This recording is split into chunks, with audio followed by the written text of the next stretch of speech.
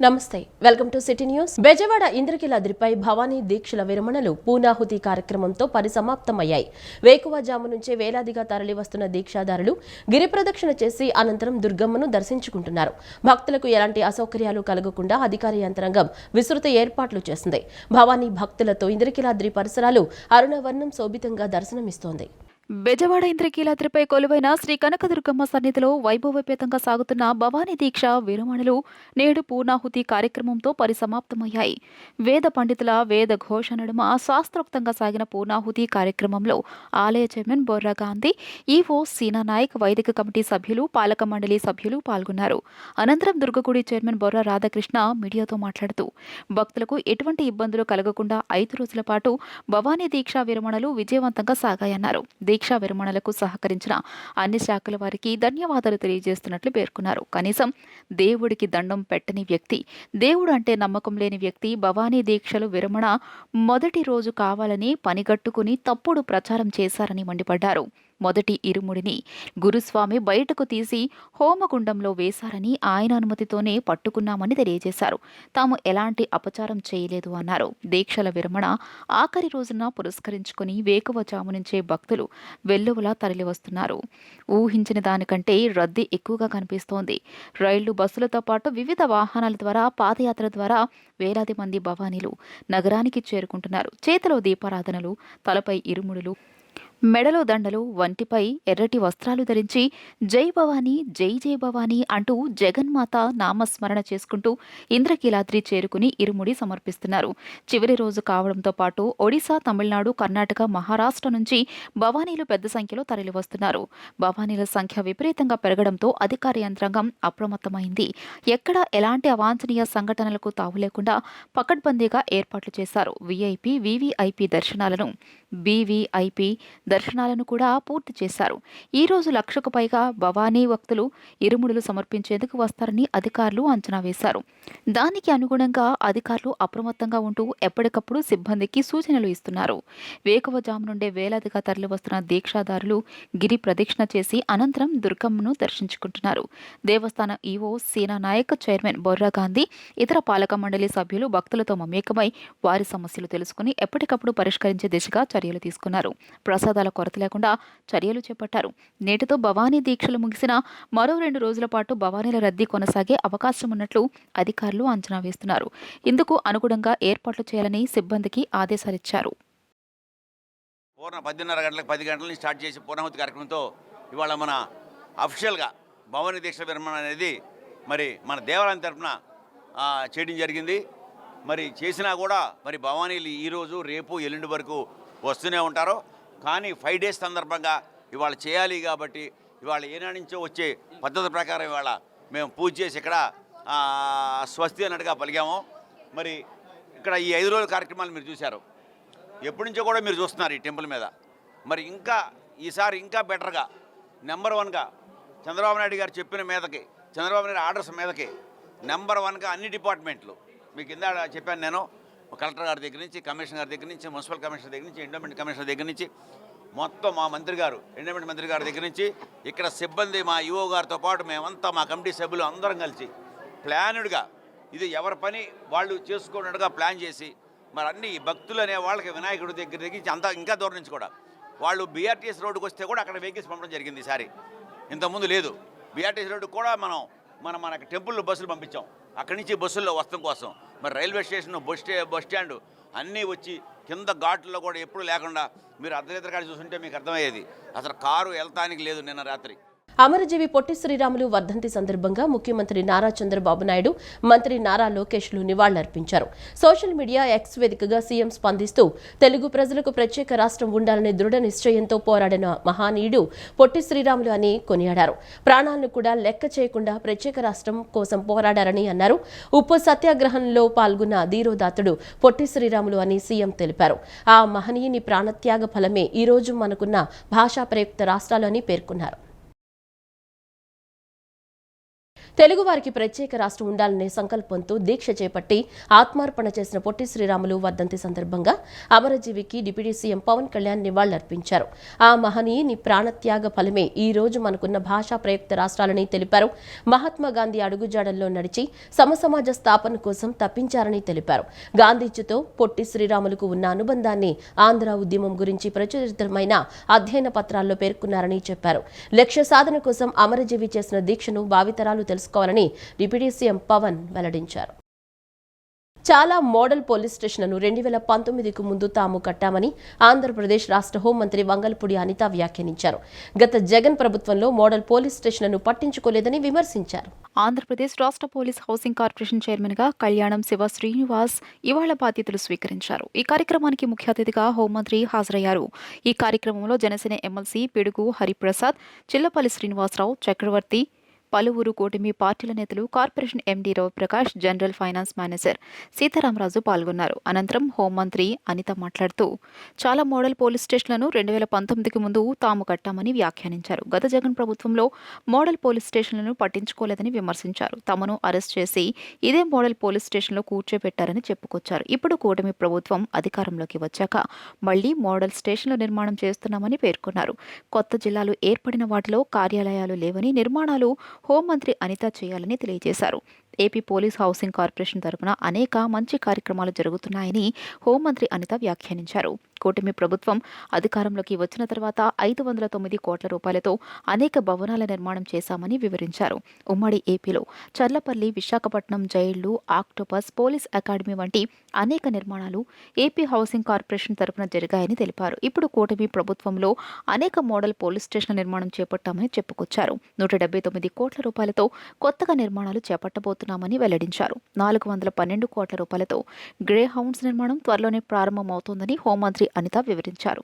300 కోట్ల రూపాయలతో AP police academy నిర్మాణం చేసుకోవాలని సూచించారు. నేడు పోలీస్ హౌసింగ్ చేతిలో 1000 కోట్ల రూపాయల ప్రాజెక్టులు సిద్ధంగా ఉన్నాయని తెలియజేశారు. AP police housing corporation chairman Kalyanam Siva Srinivas, AP police housing corporation MD రవిప్రకాష్ల సారథ్యంలో ఈ నిర్మాణాలు విజయవంతంగా పూర్తి చేయాలని కోరారు. చంద్రబాబు, పవన్ కళ్యాణ్ల ఆశీర్వాదంతో తమకు పదవులు లభించాయని చెప్పుకొచ్చారు. కళ్యాణం శివ శ్రీనివాస్ తన మార్కుతో మంచి ఫలితాలు సాధించాలని కోరుకుంటున్నామని హోంమంత్రి అనిత పేర్కొన్నారు.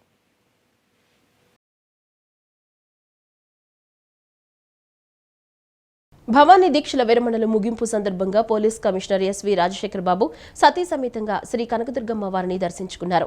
ఆలయానికి చేరుకున్న పోలీస్ కమిషనర్ దంపతులకు ఆలయ చైర్మన్ బొర్రా రాధాకృష్ణ ఈవో స్వాగతం పలికారు.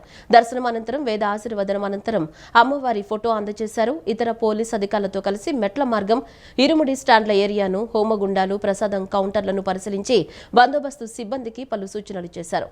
మోడల్ గెస్ట్ హౌస్ లో ఏర్పాటు చేసిన కమాండ్ కంట్రోల్ రూమ్ నుంచి సీసీ కెమెరాల ద్వారా స్నానఘాట్లను, క్యూ లైన్స్, పార్కింగ్ ప్రదేశాలను, కేశఖండనశాల, హోల్డింగ్ ఏరియాలను పరిశీలించారు. అనంతరం ఏఐ డ్రోన్ కెమెరాల ద్వారా గిరి ప్రదక్షిణ ఏరియాల్లోని రద్దీని పర్యవేక్షించి అధికారులకు పలు సూచనలు చేశారు. బందోబస్తు సిబ్బందికి తగు సూచనలు చేశారు. సిపి రాజశేఖర్ బాబు ఈ సందర్భంగా మాట్లాడుతూ భవానీ దీక్షలు విరమణ సందర్భంగా ఆధునిక సాంకేతికతను ఆయుధంగా చేసుకుని పటిష్టమైన బందోబస్తు ఏర్పాటు చేయడం ద్వారా ఎలాంటి అవాంఛనీయ ఘటనలు చోటు చేసుకోకుండా దీక్షా విరమణలు విజయవంతం చేశామని తెలిపారు.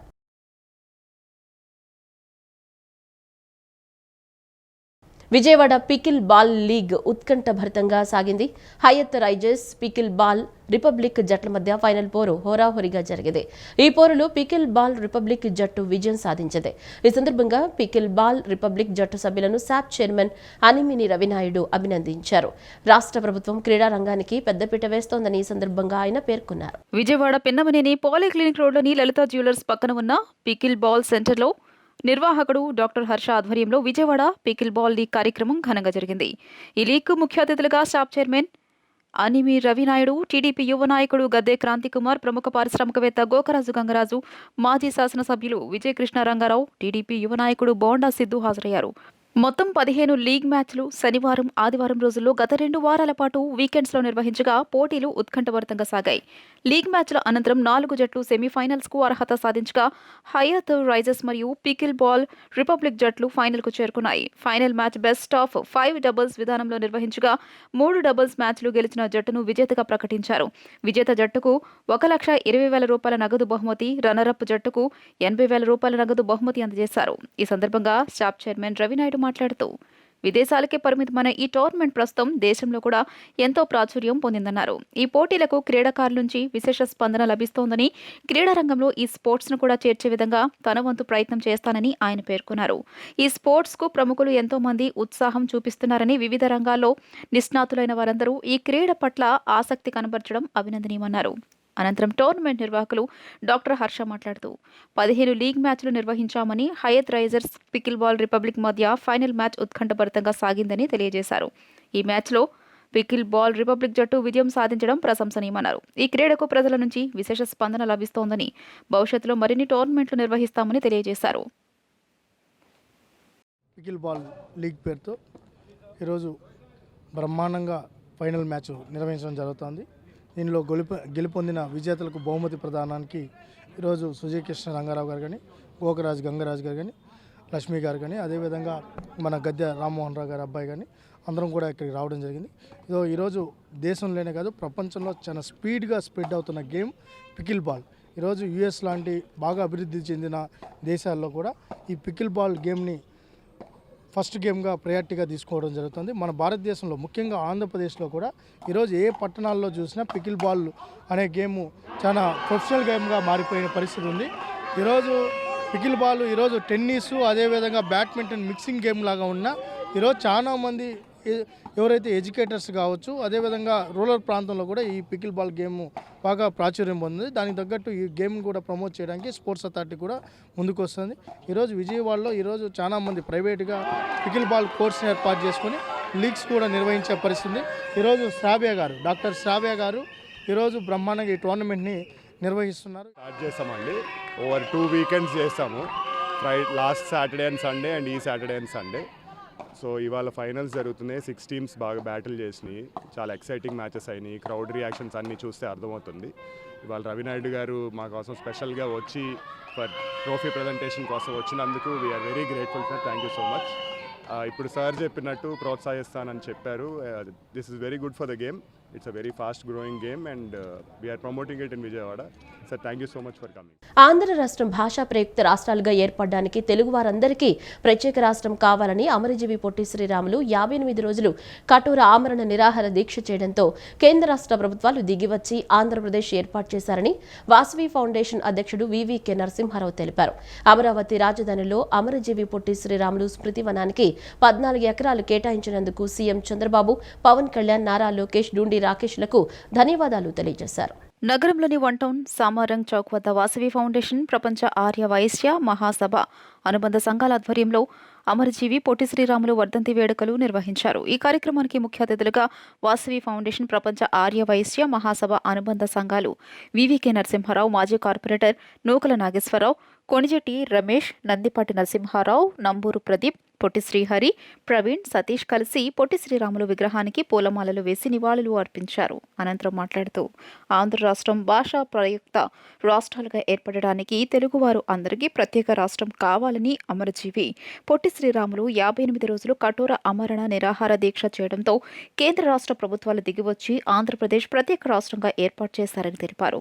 నిరాహార దీక్ష ద్వారా ఏదైనా సాధించగలమని నిరూపించిన వ్యక్తి పొట్టి శ్రీరాములు అని కొనియాడారు. అమరజీవి పొట్టి శ్రీరాములు మరలా తెలుగు గడ్డపై జన్మించాలని ఆకాంక్షించారు. అమరజీవి రాజధానిలో అమరజీవి పొట్టి శ్రీరాములు స్మృతివనానికి 14 ఎకరాలు కేటాయించినందుకు సీఎం చంద్రబాబు, పవన్ కళ్యాణ్, నారా లోకేష్, డూండి రాకేష్లకు ధన్యవాదాలు తెలియజేశారు.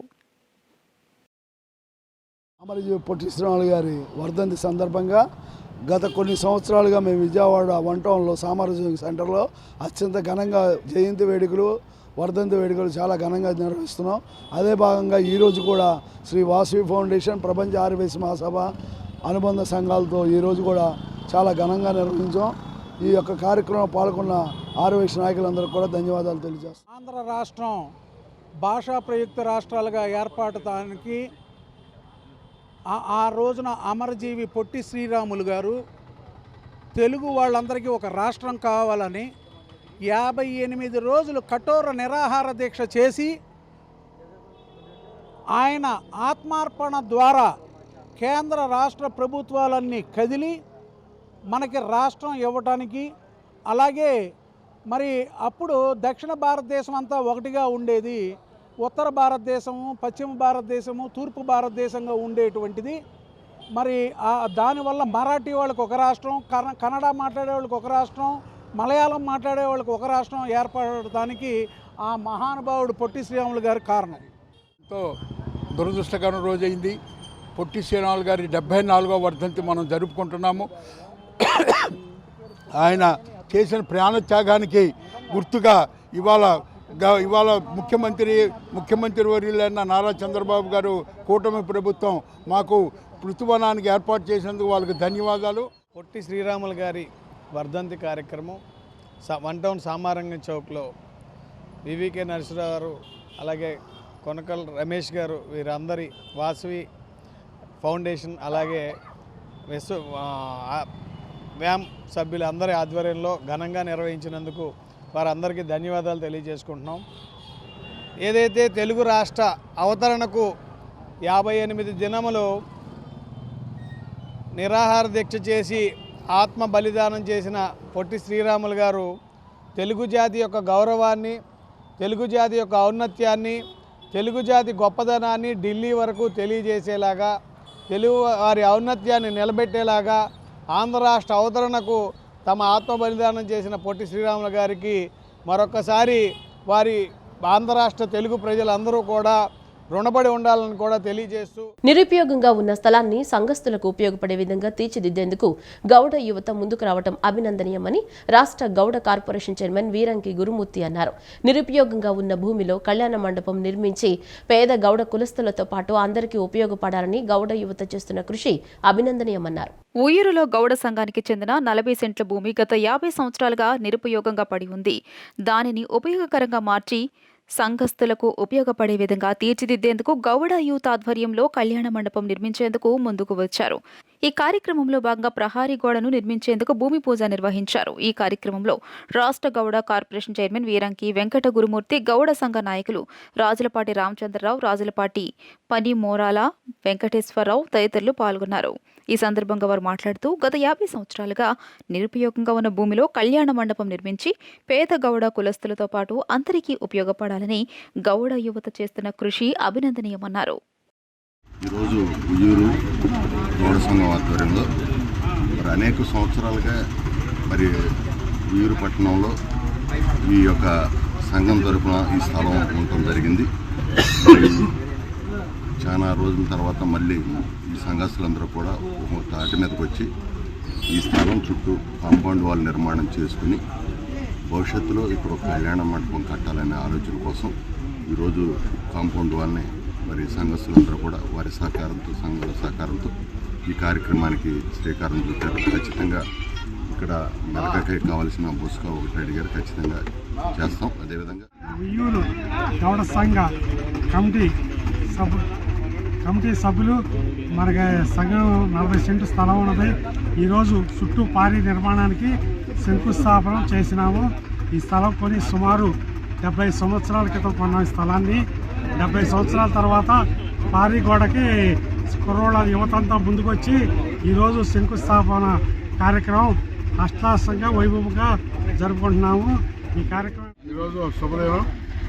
గత 50 సంవత్సరాల నుంచి గౌడ సంఘీయులకి ఏర్పాటు చేసినటువంటి పూర్వీకులు ఈ స్థలాన్ని కట్టుదిట్టం చేయడానికి యువత ముందుకు వచ్చి ఈ ప్రహరీ గోడ కట్టి దీన్ని ముందు ఒక క్రమబద్ధీకరణగా దీన్ని మదుపు చేసే కార్యక్రమంలో ఉన్నారు. వాళ్ళందరికీ ముందుగా ధన్యవాదాలు. విజయవాడ నగరంలో నూతనంగా ఏర్పాటు చేసిన గాయత్రి రెడ్డి సిల్క్స్ ను శ్రీమాన్ చిన్నజయ్య స్వామీజీ లాంఛనంగా ప్రారంభించారు. గాయత్రి రెడ్డి సిల్క్స్ దినదినాభివృద్ధి చెందాలని, వ్యాపార రంగాన్ని మరింతగా విస్తరించాలని ఈ సందర్భంగా చిన్నజయ్య స్వామీజీ ఆకాంక్షించారు. రానున్న పండుగలను పురస్కరించుకుని ప్రత్యేక ఆఫర్లు ప్రకటించామని, ఈ అవకాశాన్ని సద్వినియోగం చేసుకోవాలని నిర్వాహకులు గాయత్రి రెడ్డి విజయవాడ నగర ప్రజలను కోరారు. విజయవాడ లబ్బిపేటలో నూతనంగా ఏర్పాటు చేసిన గాయత్రి రెడ్డి స్కిల్స్ను శ్రీమాన్ చినజీఆర్ స్వామీజీ నిన్న లాంఛనంగా ప్రారంభించారు. ఈ సందర్భంగా స్వామీజీ ఆశీర్వాదం కోసం భక్తులు, అభిమానులు విశేష సంఖ్యలో తరలివచ్చారు. శ్రీమాన్ చినజీఆర్ స్వామీజీ భక్తులకు అభివాదం చేసి అనుగ్రహ భాషణం చేశారు. గాయత్రి రెడ్డి సిల్క్స్ వ్యాపార రంగంలో దినదినాభివృద్ధి చెందాలని ఆయన ఆకాంక్షించారు. అనంతరం గాయత్రి రెడ్డి సిల్క్స్ యజమానులు గాయత్రి, జ్యోత్స్న మాట్లాడుతూ తమ 8వ షోరూంను విజయవాడ నగరంలో ఏర్పాటు చేశామని, శ్రీమాన్ చినజీఆర్ స్వామీజీ లాంఛనంగా ప్రారంభించడం తమకెంతో సంతోషంగా ఉందన్నారు. తమ వద్ద 1000 రూపాయల విలువ చేసే చీర నుంచి 1,00,000 రూపాయల విలువ గల చీరలు అందుబాటులో ఉన్నాయని పేర్కొన్నారు. రానున్న పండుగలను పురస్కరించుకుని 6,000 రూపాయలు విలువ చేసే వస్త్రాలు కొనుగోలు చేసిన వారికి 1,500 రూపాయలు డిస్కౌంట్ అందజేస్తున్నామని తెలిపారు. తమ వద్ద Punjabi dresses, lehengas, designery dresses, wedding saris, పట్టు సారీస్ అందరికీ అందుబాటు ధరలో లభిస్తాయన్నారు. కస్టమర్స్ చూపిన ఆదరణ కారణంగా తాము నాణ్యమైన వస్త్రాలను అందిస్తున్నామని చెప్పారు. విజయవాడ ప్రజలు తమ గాయత్రి రెడ్డి సిల్క్స్ కు తరలివచ్చి తమ వద్ద ఉన్న నూతన డిజైన్స్ వస్త్రాలను చూసి కొనుగోలు చేయాలని కోరారు. మై డియర్ విజయవాడ ఫ్రెండ్స్, మీ అందరి కోసం విజయవాడలో షోరూమ్ పెట్టేశాం. ఈ షోరూమ్ని మన గురువుగారు శ్రీ శ్రీ శ్రీ త్రిదండి చినజీఆర్ స్వామి గారు ప్రారంభోత్సవం చేశారు. నిజంగా చాలా అదృష్టం అనిపించింది. ఎందుకంటే అంత అవకాశం మనకు రావడం అనేది పూర్వజన్మ సుకృతం. ఆయన వచ్చి ఇలా చేయడం అనేది నిజంగా చాలా అదృష్టంగా భావిస్తున్నాను. అండ్ పర్టికులర్గా మన విజయవాడ ఎందుకు అంటే, విజయవాడ ఫ్రెండ్స్ మన అన్ని స్టోర్స్కి హైదరాబాద్లో వచ్చి అసలు ఎంత మంచి రెస్పాన్స్ ఇస్తారంటే, వాళ్ళు ప్రతిసారి నచ్చింది అని నాకు రివ్యూస్ ఇవ్వడం, వాళ్ళు చాలా బల్క్ ఇలా తీసుకుని వెళ్ళడం, ఇవన్నీ చూసిన తర్వాత 3 years నుంచి విజయవాడలో షోరూమ్ పెడదాం అనిపించింది. సో అది ఇన్ని రోజులు కుదిరింది. ఎందుకంటే మన కొన్ని సిస్టమ్స్ ఉంటాయి కదా, మనం గ్రౌండ్లో ఉండాలి, కొంచెం పార్కింగ్ కావాలి, మంచి ప్లేస్ కావాలి. ఇలా చూసుకుంటూ వచ్చేసరికి ఎంజీ రోడ్లో కిందనే చక్కగా ఒక 10 కార్లు పట్టేటట్టు పార్కింగ్తో మనకి షోరూమ్ దొరికింది. సో చాలా చాలా హ్యాపీగా ఉంది. సో ఫస్ట్లీ అయితే వచ్చేసామండి విజయవాడకి. సో ఇప్పుడు మనకి సంక్రాంతి వరకు సందడిగానే ఉంటుంది. ఎందుకంటే ఫస్ట్ అయితే అన్నిటికన్నా ముఖ్యం మేము ఎప్పటి నుంచో అనుకుంది, ప్లస్ విజయవాడ లవ్లీ ఓపెనింగ్. కానీ దానికి మించి మా డ్రీమ్ ఫుల్ఫిల్ అయింది. ఎవరంటే మన శ్రీ చినజీఆర్ స్వామి గారు వచ్చి మనకి ఓపెనింగ్ చేశారు. అంతకన్నా మాకు ఇక్కడ లేదండి. అండ్ ఇంత రెస్పాన్స్, ఇంత love. So that's the mile stone, ఒక హిట్ అయిపోయింది అనమాట. సో ఇంకొకటి, మన సంక్రాంతి సందడి ఇంకా అవ్వాలి అంటే ప్రతి 5,000 పర్చేస్కి మనకి 1,500 వర్త్ శారీ ఫ్రీ అండి. సో ఇది మనకి సంక్రాంతి వరకు ఉంటుంది.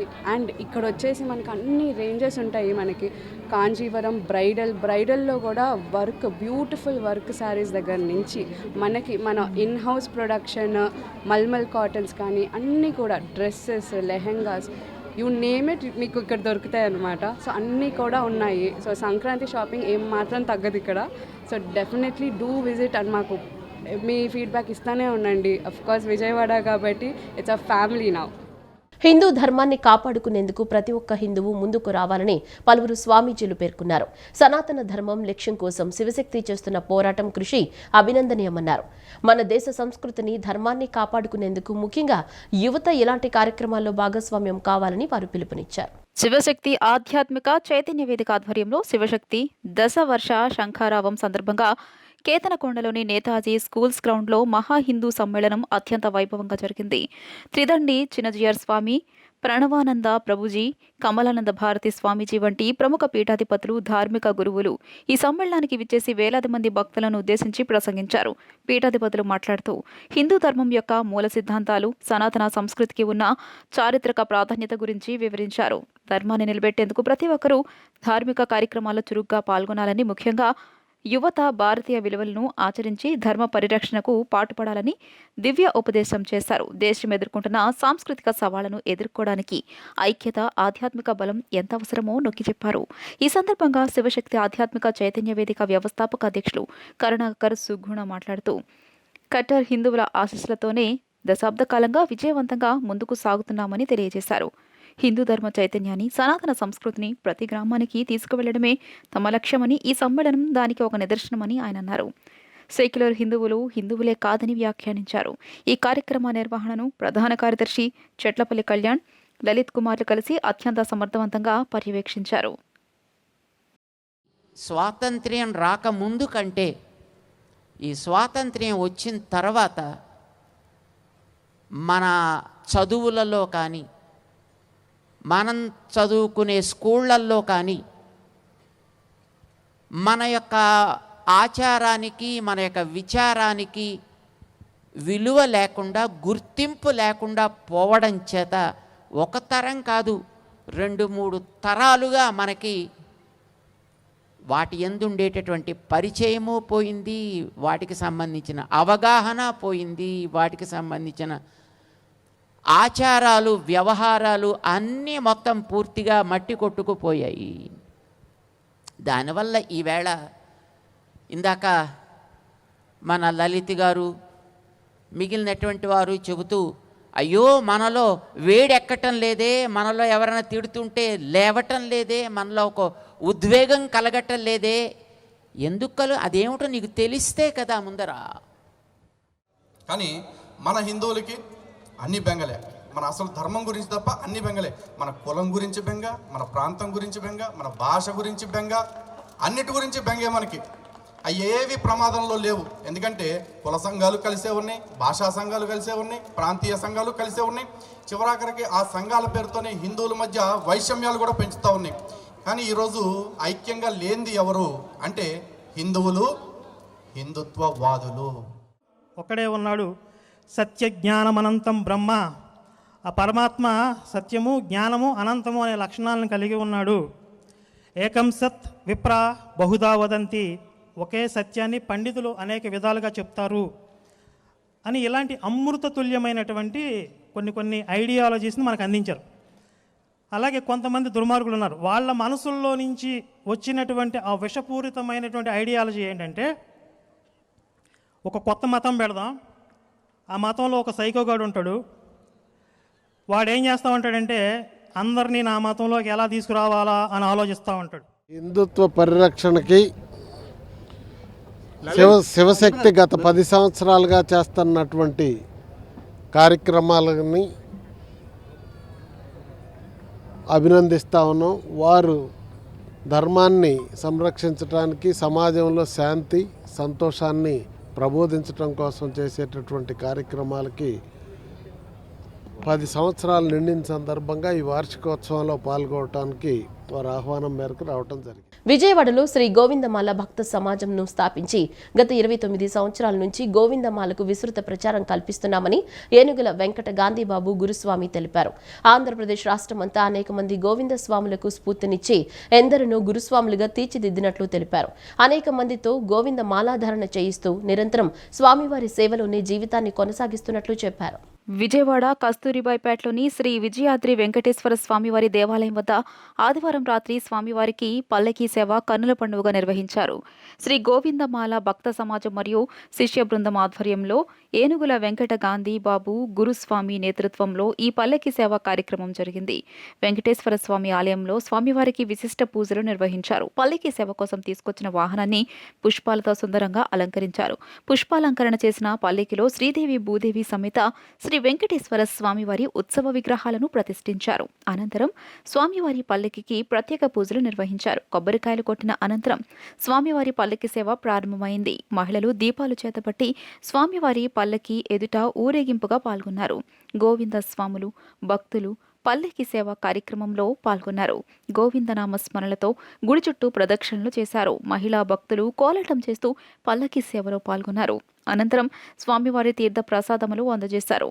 ఈ సందర్భంగా ఏనుగుల వెంకట గాంధీబాబు మాట్లాడుతూ గత 29 సంవత్సరాల నుంచి గోవిందమాలకు విస్తృత ప్రచారం కల్పిస్తున్నామని చెప్పారు.